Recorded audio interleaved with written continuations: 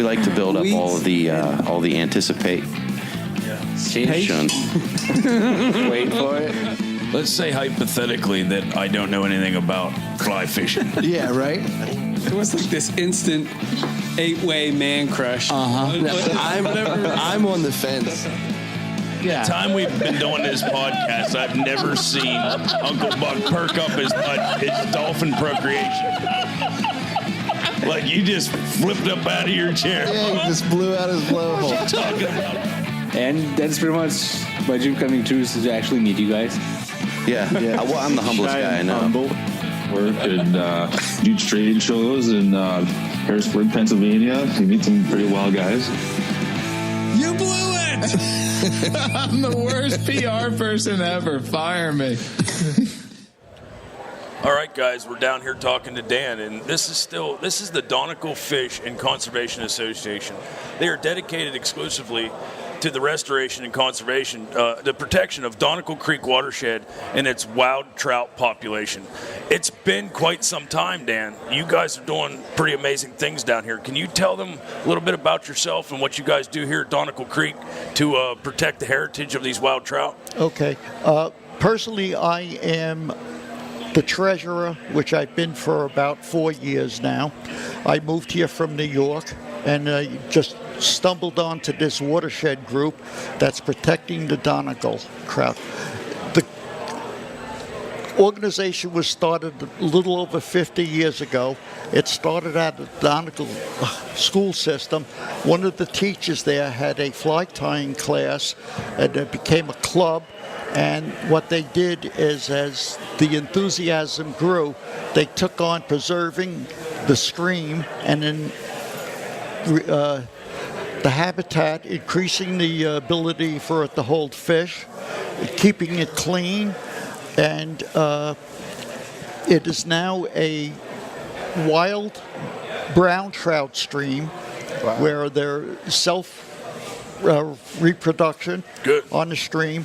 It is also supplemented with a stocking by the state of rainbow trout. So it's very easy to tell the browns from the rainbows, the wild ones from the stocked ones. Okay. But you do have that wild trout classification now from Fish and Boat. Okay. We are on the cusp of getting A-class stream recognition for that stretch of it. That's fantastic. Yes. The stream runs, there's quite a few little springs that are headwaters, and by the time it all gets together, it's a nice year-round stream. Its volume fluctuates based partly on rainfall, the winter, the summer, but much of the water is spring-fed and it's consistent. The temperature is great. The environment, as far as chemicals and siltation, is all well within control. We keep an eye on it. That's one of the reasons we do erosion control. Sure. And we do deflectors to build up little pools. And you guys actually have a stocking program that how long has that been going on? Or what consists with your stocking program that you do? The stocking program has been going on for at least 30 years that I'm aware of. Wow. We have a nursery where the state provides us with small trout fry, browns, rainbows, and some brook trout. We grow them. Basic cycle is a year, because then we have to stock everything so we can take the new fry in. Most of the fish that we take out of that nursery and stock are on the open waters, the bait, the regular all tackle classifications. We do stock occasionally on the fly fishing section, but that's only if the trout are left over and we want to supplement it a little. Sure, but absolutely. The main part of the fly fishing catch and release area is leftover brown trout and stocked rainbows. Yes. And now that's not cheap per year. I mean, to raise those trout's got to cost you, well over $1,000 just to feed them. Oh, closer to $1,500 a year to feed them. And we pay about $500 a year in rent for the nursery. The So hatchery area. yeah, it's about a $2,000 a year expense, and that's not counting all the volunteer action. Sure, and it does take a lot of volunteers to keep something like this up and rolling. I'm not familiar with Donegal Creek. Is it, now we're here in south central Pennsylvania, how big is this waterway? How long is Donegal Creek? The stream itself is probably close to a 5-mile length from the headwaters down to where it flows into the Cheekies Creek. Okay. And that is about maybe 200 or 300 yards upstream from where that empties into the Susquehanna and Marietta. Yep, well, I hate to take a giant step back, but Marietta's where I know a guy that caught a giant brown trout that I have no clue and how in the world it would have gotten there, but kind of putting some puzzles together here. It might have been one of your babies at one point. It could be. This thing was a tank, and we actually caught it accidentally fishing for catfish. It hit a tiny piece of cut bait that was left on a hook. Yes. The fish do travel up and down from the Susquehanna into the Cheekies, into Donegal Creek as the temperatures change. So never put that puzzle together. I'm happy that I talked to you. That's awesome. It was a total surprise to catch that fish, by the way. But so the 5-mile stretch of this, you said that there is a catch and release fly fishing area only on it? Yes, that's about 1.5 miles. Really? And it's all the private landowners allow access to it, and they've been doing this for over 50 years. Wow. That's fantastic. Yeah, that's a really cool. What a great conservation effort. This is the guys that you say volunteer. You have people that volunteer for you. Do they help with the hatchery and also with the stocking of the trout? Yes. Do they? What we do is we have a trailer with 2 tanks that we put the water in and then put the trout in and drive them to the stream and to put them out in like a bucket brigade. Sure. As far as feeding them, because the nursery is no longer on school property, we have to do that. Previous, when the nursery was, the property was owned by the school system, they had an environmental club where they would feed the fish. It would be part of their club activities. Sure. And I don't know if you've ever heard of something called Trout in the Classroom. It was a program by Trout Unlimited. Well, this school district not only had trout in the classroom, they had their own nursery. Right. Wow. And that isn't something that they have anymore? The school system does not own the property anymore. I got you. So they do not want their students to be there during school time. Sure, off school property makes sense. Yeah. Well, this is a fantastic event that you guys are organizing here, and we had to get out to see it with all of the vendors that are here and the different people you can talk to about trapping and everything else. You did mention something earlier before we started to record about another event that you guys host. What can you tell us a little bit about that? That's a kids kids fishing derby. Okay.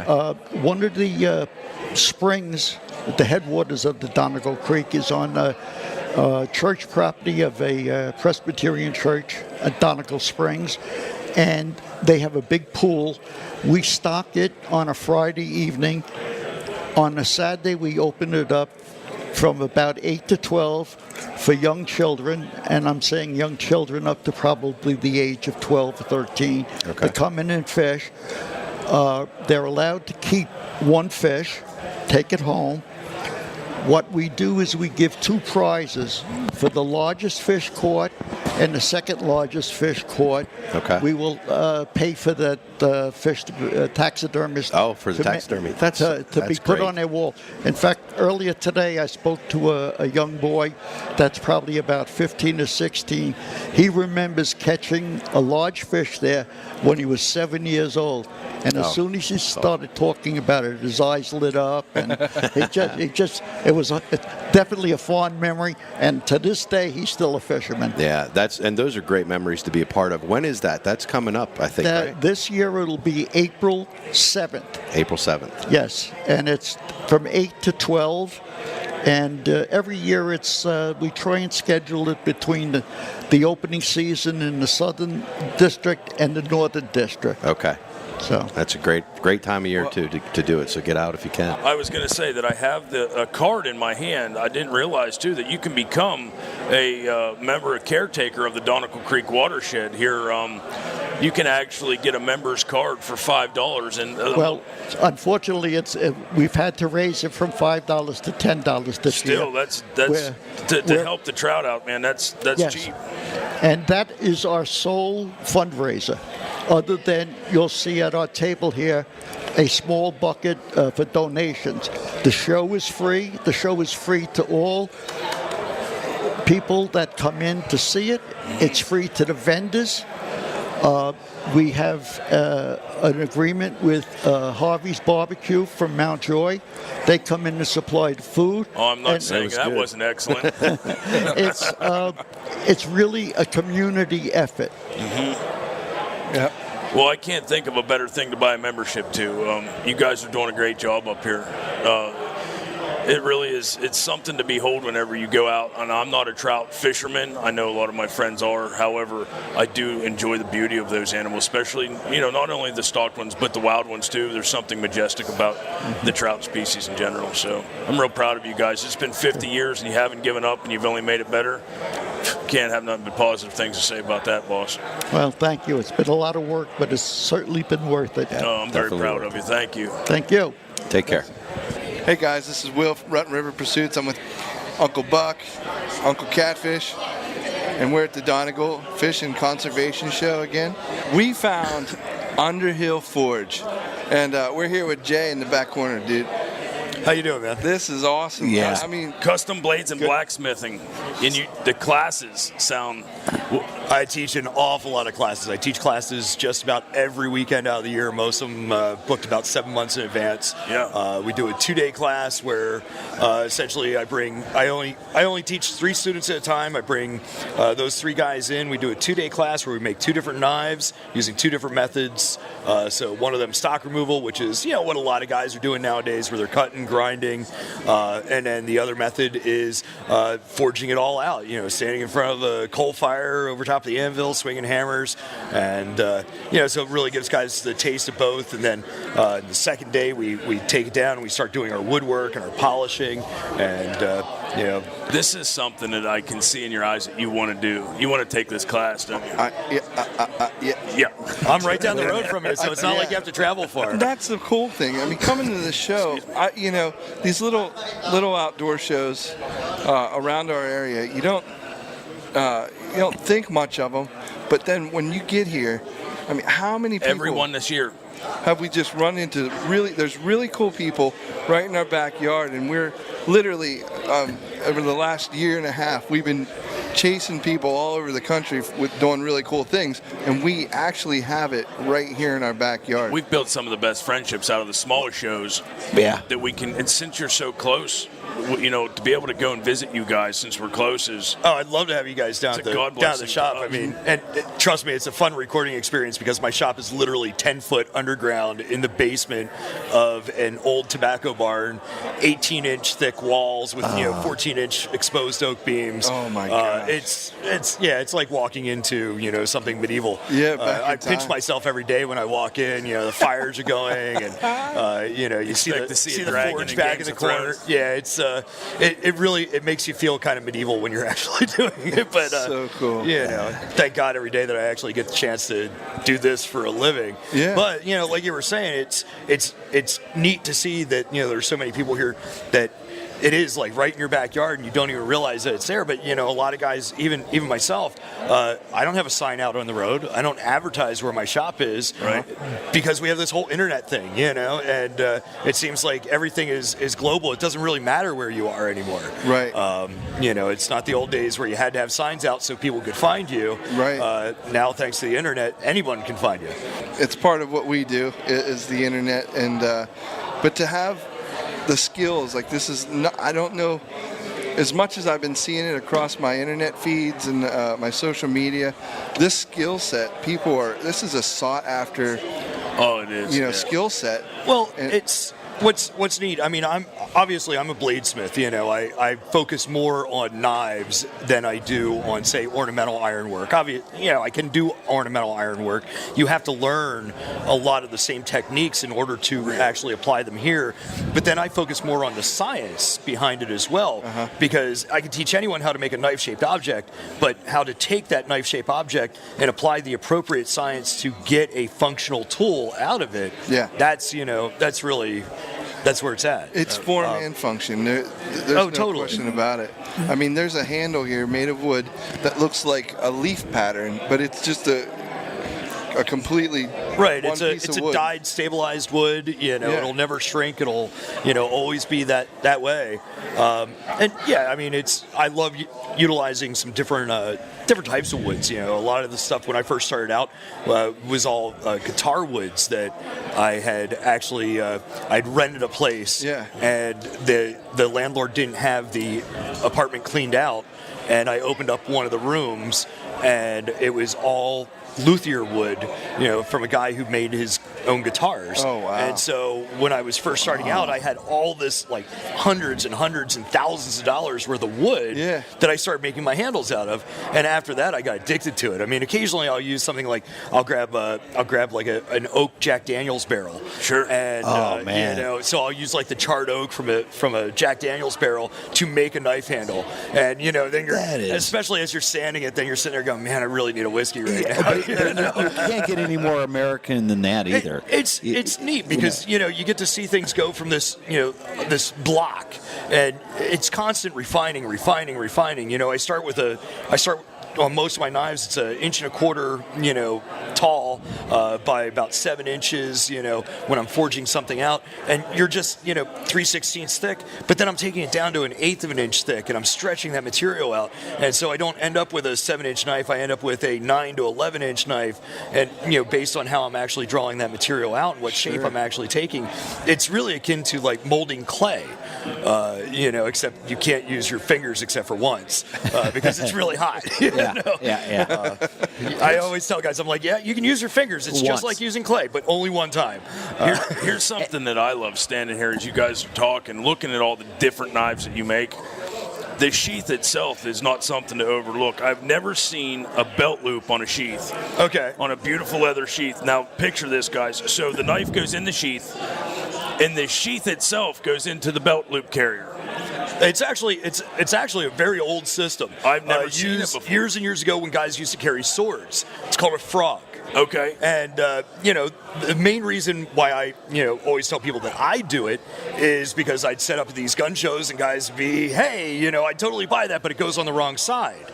I gotcha. So there, it's reversible. So you could wear it on your right-hand side. You could wear it on your left-hand side. You could do front draw, reverse draw, however is comfortable for you. And then the other nice thing is when I get into my truck at the end of the day, I pull it out and I throw it on my passenger seat, and it's not stabbing me in the ribs. Yeah. You know? Well, that's what I was thinking, too. We were just down in, they made me go, and I say they made me go to some art museum in D.C., something or other, I don't know, but they made me take my knife off. It's always good to get cultured. Yeah, well, they made me take my knife off to go in. I had no clue. Right. And I'm like, dude, I'm not so taking there you are in line taking your belt off. Yeah. And, you know, you're And practically stripping. I had to go outside and literally in D.C. and like bury it in the bush outside. And the guy watching me is like, don't take my knife. Dude, Yeah. don't. But this is nice because I don't have to take my loop off my belt. I just take leave it my right knife on, off. Take it off, put it in the glove compartment. Yes. There you go. And then that way, if I want my knife quickly, I don't have to keep taking my belt off. I love this design. Thanks. Thanks. And a lot of times, you know, I'll actually wear mine without the belt loop. I'll just throw it in my back pocket. If I know that I'm just running out to the back 40 or something really quick to do something and I may need a knife, I throw it in my back pocket. I don't even bother putting my belt on. You know? No, I love that too. Yep. Yeah, you're totally right. I could throw this in my back pocket. I love it. How about those tested bottle openers? Oh, yes, we hand test Quality- every single one of those bottle assurance. openers. We take quality checks really, really serious. I've got 11 bottle openers here that represents, almost half a case of beer that was actually, we forced ourselves to drink in order to assure that we have the proper quality. But yeah, you got to get those caps off, and you got to make sure that it's a horrible day in the shop when I go, guys, look, you got to help me out. We've got to open. We some got beer. bottle openers this week. We got to get these things tested. A bunch of QC today, guys. I'm sorry. Absolutely horrible, especially with Netflix and Amazon on the TV in the shop. I mean, Maybe a Rotten River Pursuits podcast in the background. I'm gonna have to look it up. Yeah, buddy. So Jay, this is great. I'm gonna point out the one drawback to your blades that I've come up with just sitting here is they are so utilitarian. They're practical. I could use it. I could throw it on either way, which side, throw it in the back.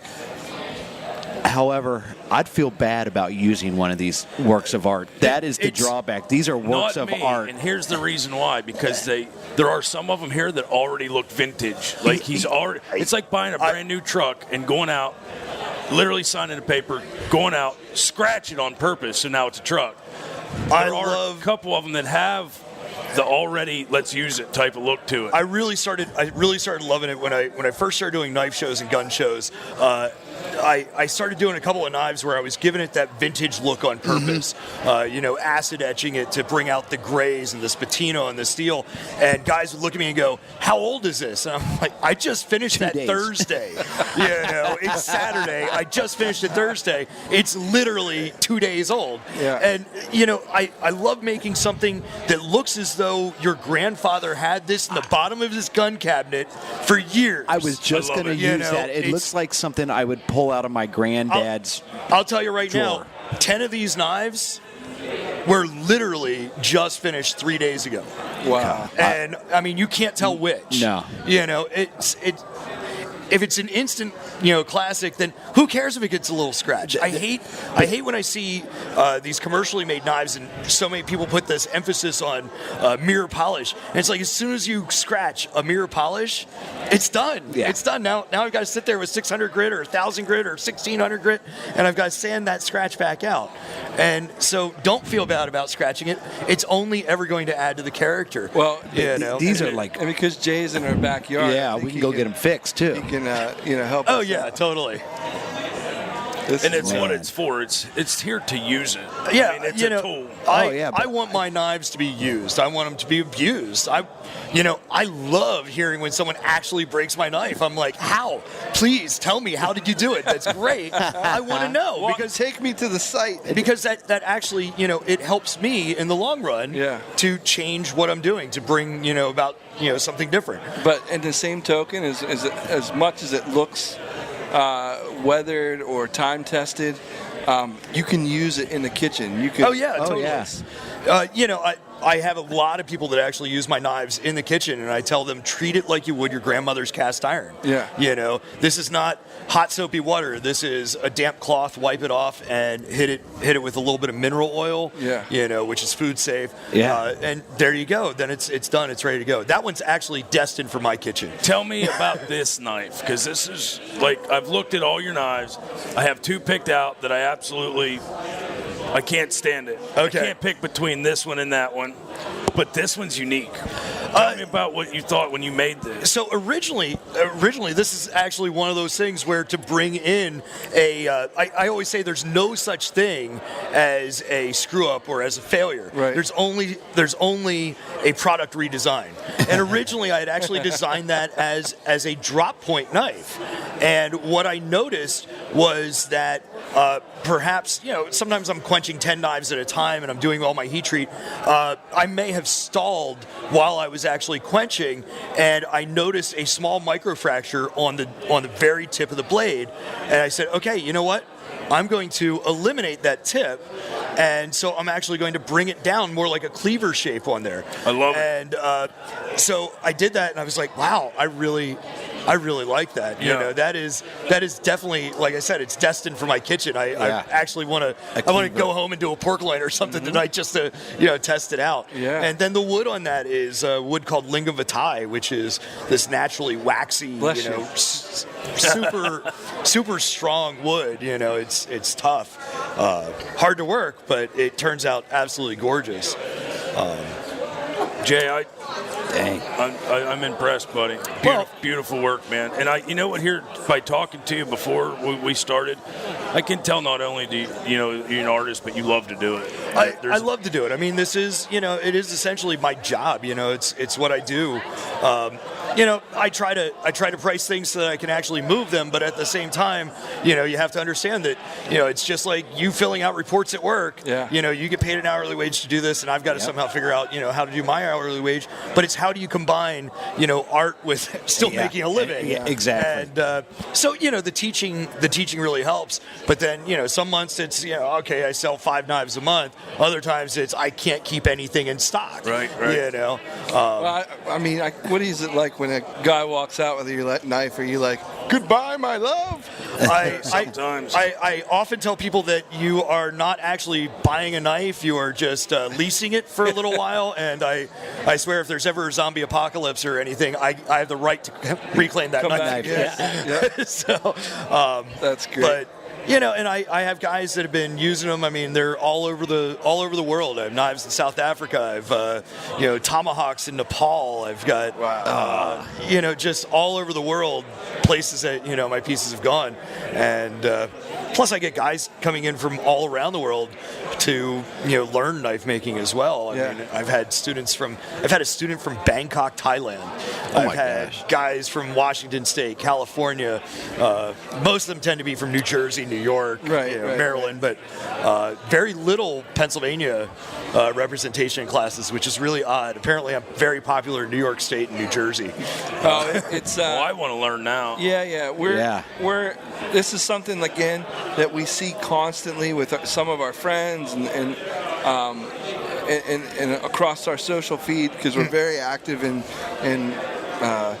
traditional stuff and at the same time, all things outdoors, all things, What's really neat is, by learning this skill, you can actually apply it to making tools.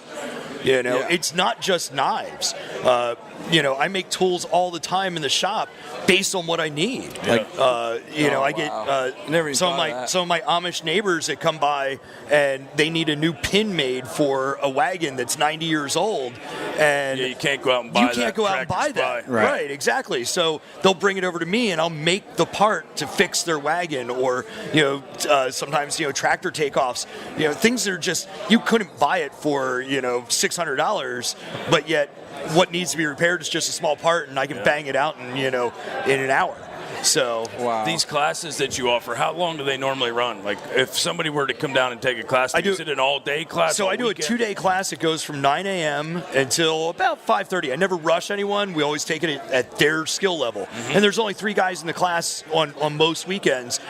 So we could be there till 9 o'clock, or we might actually finish at 3 o'clock. Right. It really depends on what pace they want to work at. The second day is typically 9 o'clock in the morning until about 5:36, because we're doing all the finishing. We're finishing up the handles, we're sanding them, we're oiling them, we're getting all that final shape, and we want them to go out the door and be sharp and ready to go. So they'll be able to take something with them that they made? Oh, yeah. It's 2 knives over 2 days is my weekend class. We also do a 1-day class where we make this Viking style or blacksmith style knife. I love it. And that's just 1 day, and we do that, and we also do the leather work. So I teach guys, how to actually stitch and do all this as well. And if, God forbid, the lights would ever go out, one of those apocalyptic type things, if you don't have this skill set, it's something that could save not only you, but totally a ton of people around you. Like, you would have a skill that's worth. There's practical things that go with it as well. Like, I make hooks and stuff for around my shop. Fireplace, sets, grills. Stupid things that most people would take for granted. It's like, I'll just buy that at the store. No, I can just make it. Sometimes that's to my own detriment, because I look at it and go, well, it's only $9 worth of steel. Yeah, but it took me 12 hours to do it. The time. It's like working on your own car when you could have just dropped it off the mechanic and had it done by the end of the day. Sure, absolutely. So. Well, Jay, I appreciate you talking to us. Not a problem, guys. Appreciate being here. Thank you for sharing your craft with us and with everybody out there. And not only are you giving guys a fish, you're teaching them how to fish, Jay. Cool. And that's tremendous. We like learning about making Pennsylvania sexy again. Yeah. You know. Yeah. If you, Well, and I really, actually, one more thing on like the leather. I get my leathers all from Kerwinsville, Pennsylvania, a company called Wicked and Craig. They do all their tanning, all this stuff. I try to source as much of this in Pennsylvania as I can. I love to buy local, because when I do well, they do well as well, and it just keeps on carrying down. Amen. And keeps our area strong. You know. Thank you very much for doing what you do and sharing it with Jay, everybody. where can they find you? You can actually find me at underhillforge.com. Yeah. Awesome. And you do any social media? I do a little bit of social media. I'm on Instagram at Underhill_Forge. Okay. Try saying that one 5 times fast. And also on Facebook, if you go to facebook.com/UnderhillForge, all one word, you can find me there as well. Guys, get out your phone right now and check this out. Well, awesome. Thank you so much, Jay. Not a problem. Thank you, Jay. Great talking with you guys. Have a good one. Thanks, boss. I appreciate it. Yep. Hey guys, it's Ryan. We're still here at the show. We had to stop over. I've been running into these guys at every one of these shows that we've been to, up to and including the Great American Outdoor Show. Really? We didn't get a chance to talk with these guys there. And I've seen them, like I said, all over the place, so we wanted to make sure we stopped in. I already filled up a big bag full of stuff and took it out to the truck.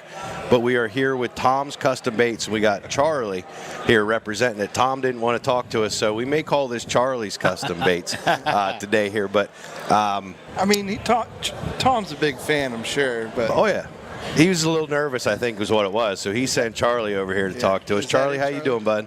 I'm doing well. You guys? We're here, buddy. Yeah, we're outside. We're doing something today. Hey, That's exactly. right. Now, I was really impressed looking over some of the custom baits. Obviously, that's the name of the place. It's Tom's Custom Baits. So looking over some of the soft plastics and the jig heads that you guys are making, you're even selling the casters for making your own jig heads and stuff. So tell me a little bit about the soft plastics that you guys offer right here at the show today. All right. It depends on what you're looking for, really. I mean, we have just about everything here. It's one of the bigger booths in this event. Yeah, for sure. We don't have everything here, but we have anything from panfish, bass, jerk baits, spinners. Yeah. It's a full line. Yeah. Do you have a little bit of everything? I saw there was even a bin down there with some pretty good size, like creature baits. Yes. That you guys have in there. And I'll tell you what. Can you tell me a little bit about these? You call it the swimming football. It's like a shaky head where the hook itself is like an extra wide gap. It's an offset hook made obviously for soft plastics. Yes. And it's got the football shaky head weight on the front, but the weight itself is disconnected. Linked. Maybe it's linked right up, so it's free floating from the hook. Exactly. Tell me about those. Like it replaces the normal standard jig, your football jig, and even using it as a search bait, almost as a crankbait. Those heavy weights get it down to the bottom. It depends on what bait you're fishing, as far as a swim bait, crawl. That weight is on the bottom, but that hook is completely free floating. Your plastics can do their thing. They can work for you. It's one of the more versatile styles of fishing. Yeah, I'd imagine that bait's going to be a lot more active. Yeah. Yes, especially in water with that has a current to it, like a stream, exactly. The river. Yes. God, Charlie, you look like you get some fishing done. I do. Is that true? I do. I bass fish a lot. I do just about everything. I fish on a kayak mostly. All right. I'm morely in the upper PA, Sunbury, Sealands Grove, Berwick area, out that way. Gotcha. Berwick Bulldogs, right? I do believe, yeah. I thought maybe you were from Berwick. I got some relatives up that way. I was going to try to take it real local for a minute, but that didn't work out for me. Backfired. Yeah. So fishing up there then, Charlie, what's your fish of choice? As far as to if you had to wake up in the morning knowing you were going fishing, what are you going for? Oh man, the choices. Oh boy. I'm gonna say, yeah, really. What does he want to do the most? Probably double-digit bass. Biggins. Looking for the biggins. Biggins, yeah. So big, large mouth, talking 10, 11 pounds? Is that what we're talking about? Yeah. Where are you getting those at up there? Well, I don't know if I can disclose that information. Well, that's not a fair question. Well, you see, couldn't supply us with a map with a location pin on it or anything like that, Charlie. I'm gonna have to say no. All right. Bless you. But we'll respect that. Sorry about those guys. Okay, so tell me a little bit about Tom's Custom Baits website. Where can people find you? Well, the website is under construction at the moment, but we do have a Facebook page. You can get a hold of us there. Tell us what you want. Just reach out and we can work with you. Yeah, that's cool. I like that. You guys are pretty accessible and easy to talk to. Hey, well, thank you. I appreciate that. You're the man, Charlie. Well, I got one of Charlie's hair jigs burning a hole in my pocket, so I'm hoping to hit the water here a little bit today. I tell you. As soon as we cruise out of here, we're hitting it. It's good stuff. Well, I appreciate the time, Charlie. Thanks for taking a moment to talk to us. No problem. And, geez, my son's in here, and he's probably filling up another bag, so I'm going to have to drag him out of here before I'm broke. All right. Thanks, guys. Thank Appreciate you. it, Charlie. Have a good one. Thanks, Charlie. Rig 'em wheelers. Yeah. Hey guys, welcome back. You're listening to the Rutten River Pursuits podcast. I'm Uncle Catfish. We're down here at Donegal Fish and Conservation Association. They're having a little day out here at the fire hall, and there's a lot of custom stuff out here. Oh, it's amazing. There's a lot of guys out here that are sharing the passion of not only hunting and fishing and trapping, but there's some pretty spectacular customs here that you just don't get to see in a big box store. No. I've never felt anything like this. I'm not. Yeah. It's a lot packed in a smaller show. Yeah. And I would say come out and see it. Is this a one-day show today? Yeah, it's just today. Yeah. So next year, get out here to Donegal Fish and Conservation Association. But I'm actually talking to Barry Weaver from Dreamweaver Rods. And if anybody knows anything about me and fishing, I don't stop very often for many things that are super custom, but stopped dead in my tracks because these things are amazing. You've been doing this for a long time, Barry. Tell our listeners about yourself and what started you in this custom rod making. Well, I started about 30 years ago. I started working over at M&M Mars in Elizabethtown, and my associates there said that they trout fished the first day, and I really hadn't fished at all besides the pond on the farm, bobber and worm. But so they said they trout fish and they use fly rods. Then I started looking at the price of fly rods. I said, man, I don't know if I want to spend that money and not like it. Absolutely. So at the time, my father-in-law lived in Michigan, and he was building a rod wrapping jig that you use to wrap the rods and selling them to a tackle shop that did rod building classes. So he said, hey, I have one here that didn't, the oak twisted on it. So he said, I didn't want to sell it to the shop. I'll give it to you. And my brother-in-law said, Barry, it's not rocket science. You can build a fishing rod. So that's what got me into the hobby. And once I started, I really enjoyed doing it. And then after a little while, my wife asked me, what the heck are you going to do with all these fishing rods you got that you're building? You don't even fish.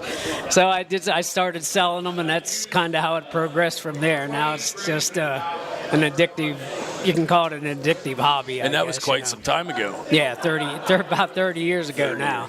With me always is Will and Ryan, and they're speechless looking at these rods.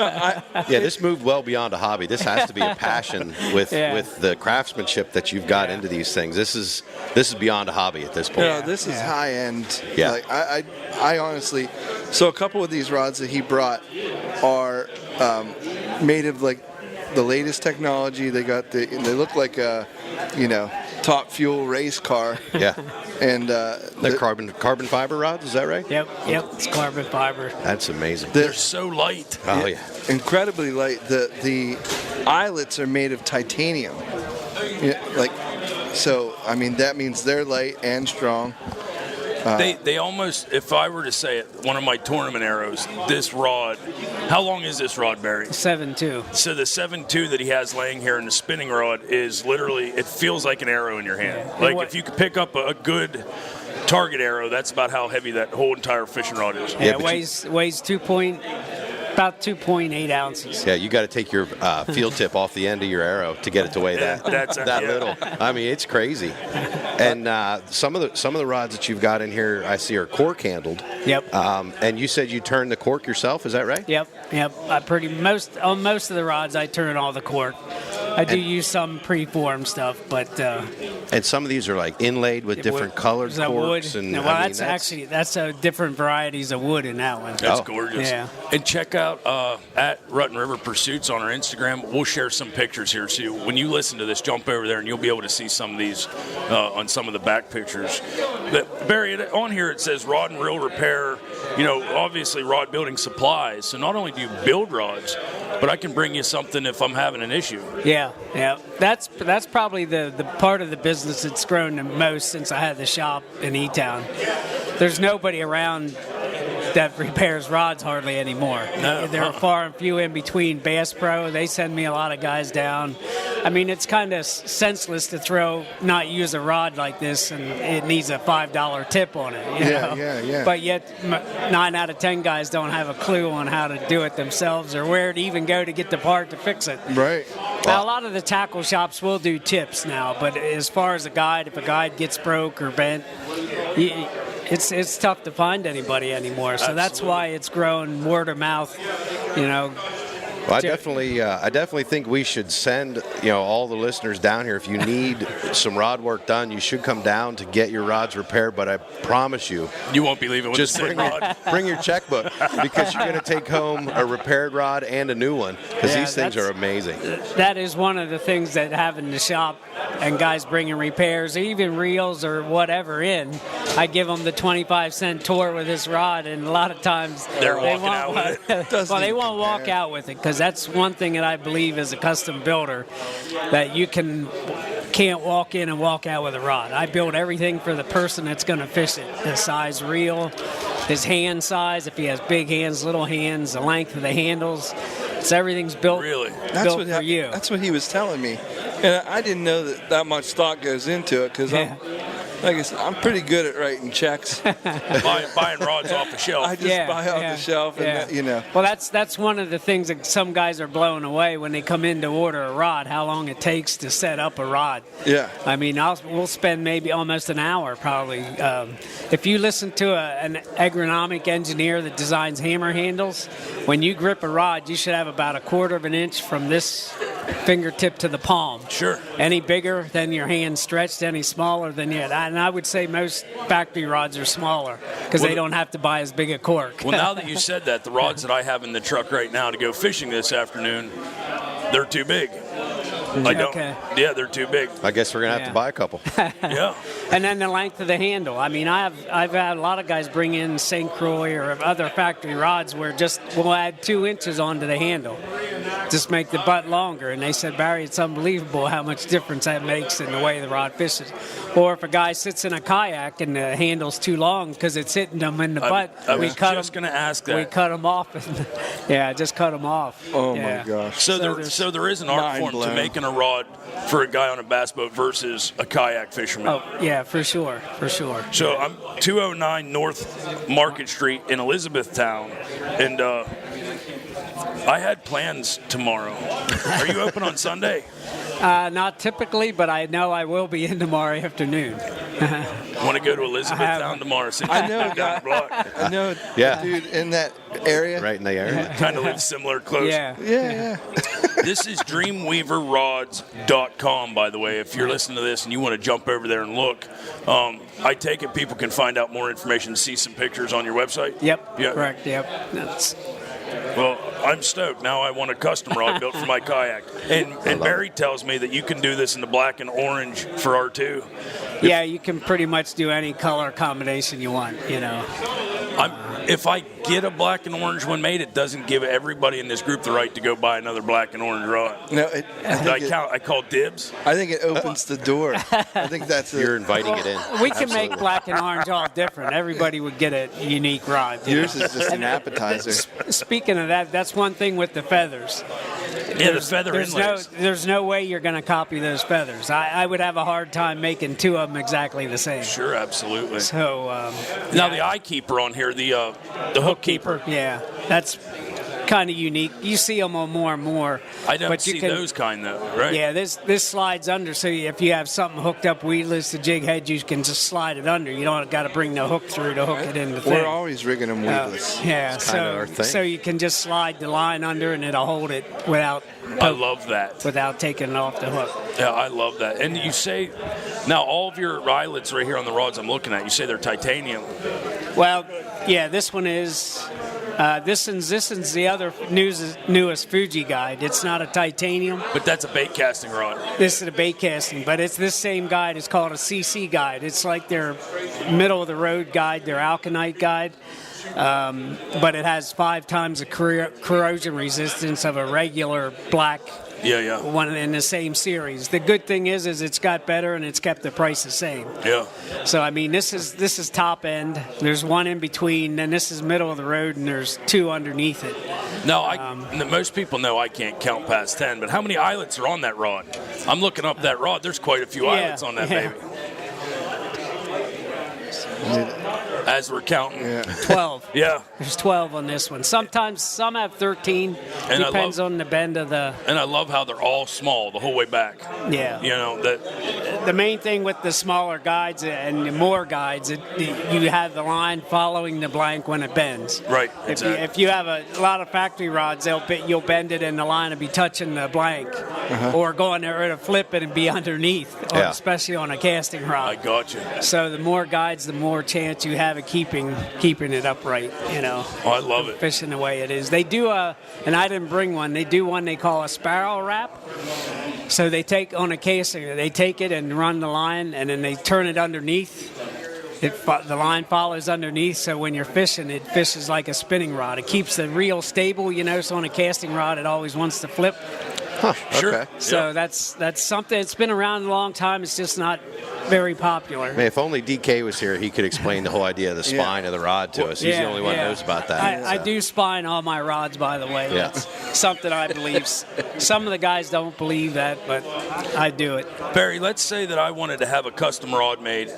What I'm actually looking for this year is I'm looking for a new new flounder rod. Okay. What kind of rod would you suggest for me as a spinning rod? I like my spinning reel. Right. To fish for flounder, say down like Ocean City Jetty, faster water, 12, 15 feet deep, something like that, off the kayak. Right. Something similar to the rod laying here? Probably be a little heavier, depending on how much weight you throw. That's usually what I start with, what pound line and whatever lure weight or whatever you're going to use. Sure. And the length you want. Kayak guys are a little more unique than a regular guy on a charter boat. Yeah, I'm not fishing far from the kayak, right? Right. Yeah, 332nd, jig head type deal, 15-pound braid, something like that. The worst thing with a kayak person is when you go to land to fish. Right. Because generally you're almost always going to high stick that rod. Every time. And that would be instant death to these. Would it? Pretty much. Now they do make some composites that are a lot better. I would put, generally a kayak guy, I put them in a little more durable rod. Sure. Just because of the situations you get into. Yeah, because I got one hand 3 feet above my head, and I got a net 3 feet below my waist. Yep. Fly guys run into the same thing a lot of times. Absolutely. But that's something you could help me out with? Sure. I love it. I have hundreds of blanks down there, so you have a lot to choose from, and I have a really nice blank rod that a buddy of mine made right now with no eyelets on it, and I custom painted it. It's a bait casting. It's a big swim bait rod, huge swim bait rod. Whose blank is it? It's a friend of mine, Wayne Campbell. Played football with him. But what brand? University. What brand? Don't honestly. Couldn't know. Okay. Yeah, but I'm looking forward to having that big swim bait rod made. Okay. Yeah. But I have lots of rods, but I don't have anything specifically perfect for flounder fishing, and that's what I've been looking for this year. Okay. Because there's a multitude of reels out there that you could go blind looking through reels. Right. But finding the right rod for you is somebody with 30 years experience could help me with. Yeah, that's the other thing that I pretty much require, that you have the reel that you want to use on it. Sure. Because that can help balance it out a little bit by moving maybe the reel up or down, help balance the rod for what you're doing. We're going reel shopping today. How about it? Awesome. Well, Barry, I can't even thank you. we haven't ran into each other yet, even though we live in the same town. Yeah. And I'm Get used to seeing him now. Yeah, well, that's good. I'm really excited that got to run into you As you today. can tell, originally the shop was a saltwater shop. The other guy that was in the shop with me, he had an internet saltwater business. So to get walk-in traffic, well, I never went. Yeah, for that reason. I mean, we do fish a little bit of saltwater, but I'm not. That's not my main focus. Right. You know, we're mainly around. Now the shop's pretty much all set up for freshwater for the river. What I've done is guys that go down to Susquehanna Tackle or up to Bass Pro, I put in whatever they used to drive to there for them. Yeah. So you come in and you use a certain bait or whatever, I'll put it in the shop for you, so you don't have to go nowhere. You know, you just have to come there. We'll make you a list. What I do. and I do have a fellow now, Kevin Geesey. He's River Bottom Reels, so he does all the reel repairs now. So you can get your reels serviced and your rods fixed at the same place, which is fixing reels is even a challenge most times. Sure. How long ago, real quick, did you move to E-Town? And you keeping secrets from me? I guess so. All right. Yeah. And Barry, you're right there on Market Street. We appreciate the time. This has been great. That's Dreamweaver again, guys. And if you want to check them out, it's dreamweaverrods.com or give them a call. It's area code 717-215-6945. Check them out, Market Street in E-Town. Thanks, guys. Nice to meet you. Thank you, brother. Hope to see you again. Thanks a lot.